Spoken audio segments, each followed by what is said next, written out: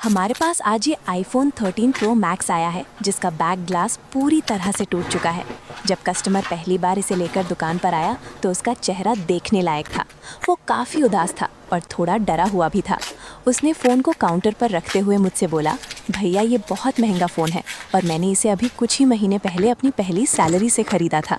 क्या ये पहले जैसा प्रीमियम और चमचमाता हुआ वापस मिल पाएगा या फिर मुझे अब इसे ऐसे ही टूटे हुए ग्लास के साथ चलाना पड़ेगा? मैंने उसके चेहरे की टेंशन देखी, फ़ोन को हाथ में उठाया और मुस्कुराते हुए कहा, सर आपने फ़ोन किसी नौसीखिए के पास नहीं बल्कि एक सही और एक्सपर्ट टेक्नीशियन के हाथों में दिया है। आप बस आराम से बैठिए, चाय पीजिए और हमारी इस सर्जिकल रिपेयरिंग का जादू देखिए। अब यहाँ से शुरू होता है असली और बेहद खतरनाक काम। आईफोन का बैक ग्लास बदलना कोई आम बात नहीं है। इसके नीचे फ़ोन का दिल और दिमाग होता है। इसके ठीक नीचे मैगसेफ की वायरलेस चार्जिंग कॉइल होती है जो बेहद नाजुक होती है। अगर काम करते वक्त हमारा टूल सिर्फ 1 मिलीमीटर भी इधर उधर स्लिप हुआ तो समझो वायरलेस चार्जिंग हमेशा के लिए बंद और कस्टमर का हज़ारों का नुकसान। इसीलिए यहाँ पर हमें बिल्कुल एक सर्जन की तरह पूरी सावधानी और प्रोफेशनल इंजीनियर वाले एटीट्यूड के साथ काम करना पड़ता है। सबसे पहले हम हीट गन का इस्तेमाल करके इसके पुराने और ज़िद्दी ग्लू को धीरे धीरे ढीला करते हैं।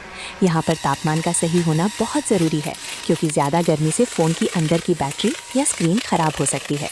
इसके बाद एक एक करके बहुत ही बारीकी से कांच के उन कातिल और छोटे छोटे टुकड़ों को फ्रेम से अलग किया जाता है।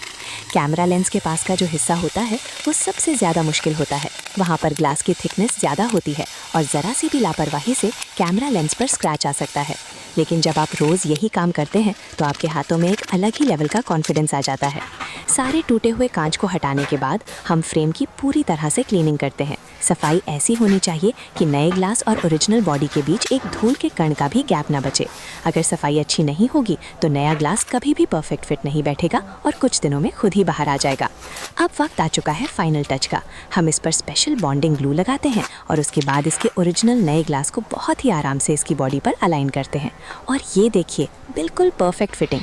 फ़ोन को अच्छी तरह से साफ़ करने के बाद जब मैंने इसे कस्टमर के हाथ में दिया तो उसकी आंखों में जो खुशी और राहत थी वही हमारी दुकान का असली प्रॉफिट है।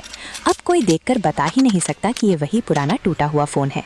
तो दोस्तों याद रखिए, फ़ोन महंगा हो या सस्ता, उसकी स्क्रीन टूटी हो या मदरबोर्ड में दिक्कत हो, अगर आपको काम में 100% परफेक्शन और ईमानदारी चाहिए तो रिपेयर करवाना हो तो ट्रस्टेड टेक्नीशियन के पास ही जाओ।